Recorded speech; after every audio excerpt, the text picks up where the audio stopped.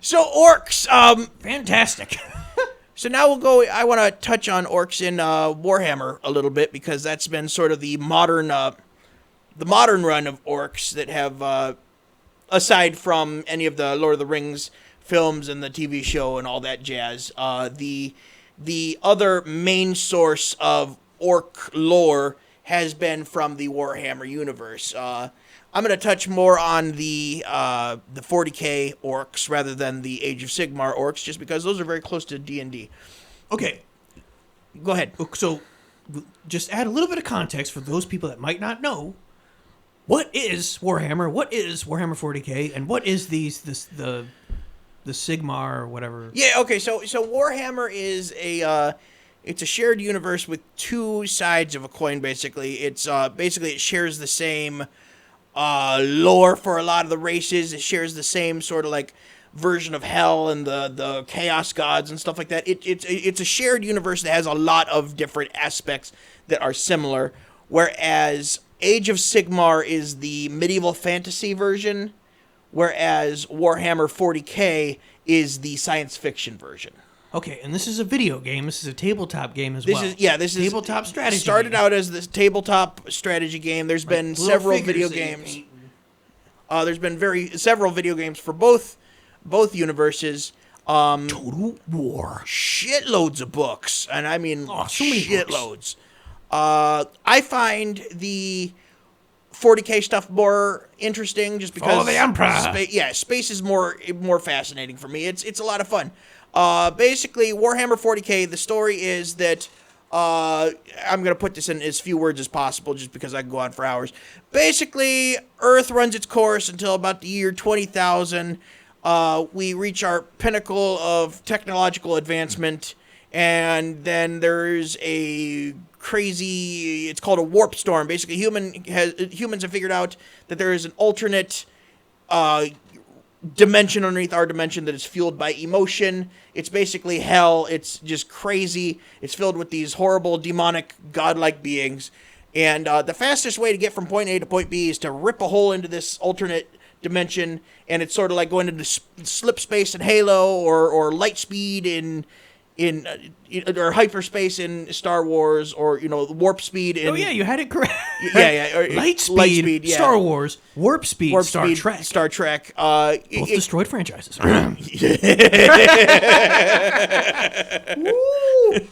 anyway, say Halo as well. But Warhammer. Oh yeah, but Halo, that show.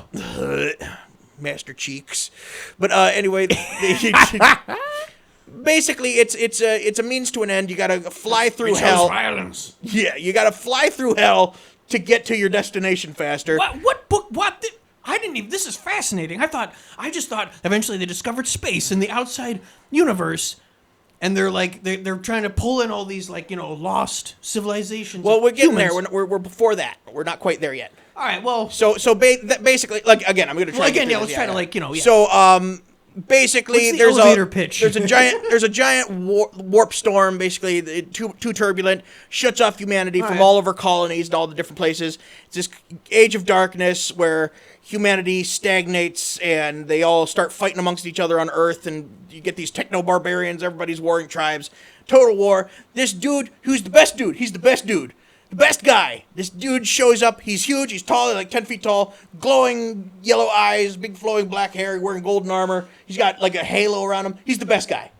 He's the best dude. He's Tommy Wiseau. He's like, imagine Tommy Wiseau and Jesus all wrapped up into the Hulk's body. Yeah. Hey guys, I'm here to help and fix it. So he begins just killing everybody that stands up to him until he creates a unified Earth, and then he gets in his ships and he goes out, find all his lost colonies. There we are. Now we're at 40k. That's what it is. It's Earth in the year 30,000, and then it stagnates again, and everything's terrible in 40,000. Warhammer 40k. The idea is everything's awful, and we love it. Everything is terrible. Everything's depressing and horrible and violent and terrible.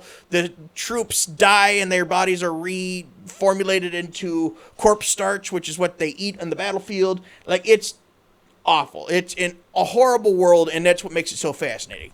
Orcs are a big part of it. Orcs are an alien race that is a big enemy of the Imperium of Man, and they are orcs spelled with a K rather than a C, and they are a fungus-based life form. They're basically giant green walking mushrooms that are hell-bent on war. That's their whole thing, is they are war incarnate, and they call it WAH! Specifically. We'll put it up on screen, how it's spelled. It's different. Okay, yeah. But yeah, they're big, they're green, they're hard to kill. They believe that the biggest orc is the best orc, so they follow him. They call themselves the Boys, and they have their own gods in the warp, Gork and Mork, who are constantly fighting each other, and they like it that way. And so they are one of the biggest threats to humanity because they are just this endless green tide. You can't stop them. They just keep coming. What one orc spore shows up on a planet, you're screwed. You can't get rid of them. So you got to burn the planet. The Imperium will defeat them. Yes. Actually, there's a big. I don't know how far along in the book you are, but in the first book, they do play a big part in it later on. They talk more about it. Anytime they bring up the greenskins, that's who they're talking about. Well, as of right now, we're following Logan, and he just, he was just in a meeting. What a name for that guy, too. Garviel Loken. It's such a good name. Oh. I don't remember the first part. I just remember a Logan. Yep. Maybe his other name hasn't been revealed yet? Yep, Garviel Loken. Well, all those names are pretty cool. Oh, yeah. I can't think of them at the top of my head, but... Abaddon. Yes. You got Abaddon. You have Abaddon. Saint, I can't remember. Well, whatever, yeah. They're amazing names. Yeah.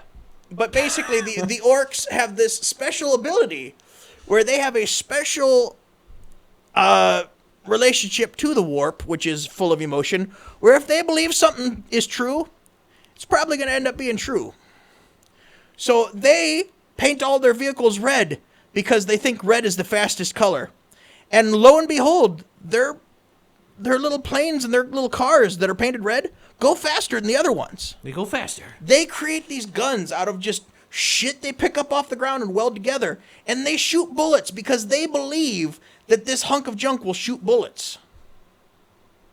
There is a long-standing joke in the Warhammer community that you have this group of humans that are beleaguered by an endless tide of orcs trying to kill them, and they run out of ammo until the one guy gets the bright idea of, man, if they think that we still have ammo, they're going to keep getting shot and everything. So the one guy goes up and just starts going with his hand, bang, bang, bang, bang, bang. And wouldn't you know it, orcs, believing that they're firing bullets at them, start getting shot and dying until you get a group of orcs coming up over a hill going, I'm a tank, I'm a tank, I'm a tank, I'm a tank. It's weird and stupid, but it works. That is very bizarre. And this, Yep. this is eventually in the 40k? This is the 40k universe. Yep. This is it's crazy. They think that the biggest orc is the best orc, and so there's Gaskul, who's like the head honcho orc in the quote unquote the modern iteration of Warhammer, like the most current expansion of the lore. Right. Where they just took a bunch. He was the biggest orc, but he wanted to be a bigger orc, so he told his doctors to kill him and cut him up and stitch him together with other orcs to make him even bigger and beefier. And they all believed it would work, so it did. And he comes back, and he's this giant orc. He's huge, giant freaking dude. Wow. It's really weird, but kind of funny that basically they believe something is true, and the chances are it becomes true.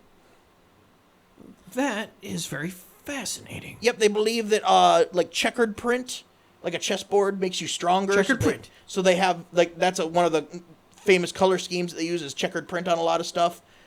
It's fascinating. It really is. But so they're this endless tide of war, and if they run out of people to fight, they'll fight themselves because they just love fighting. That's their favorite thing, is fighting. War isn't this horrible thing to be experienced or to be suffered through. War is joy. War is their religion, basically. They love fighting. Wow. God, if you're bored, start a fist fight with your buddy. That's the best thing in the world, and both of them will thank the other for it. Like, oh, that was great. So, go ahead. So, is it kind of like a less elegant version of the Spartans? Yes, absolutely. That is a great way of putting it. They are the most garbage can, like scummy raccoon version of the Spartans, where they're just, and again, they all have these horrible Cockney accents. Everything that's written about them has Cockney accents. All their stuff, the speedas and the meltas and the botas and it's you know their war cry that when they create like a crusade to go out and fight people, they call it a wah because that's war with a Cockney accent. It's WAAAGH. Oh yeah. For sure, wah. Wah. And so anytime it's Gazgul started a wah against humanity, and it always has an exclamation point at the end. It's so fun. Gazgul. But and I could go on for hours about 40k orcs. They are absolutely fascinating specimens.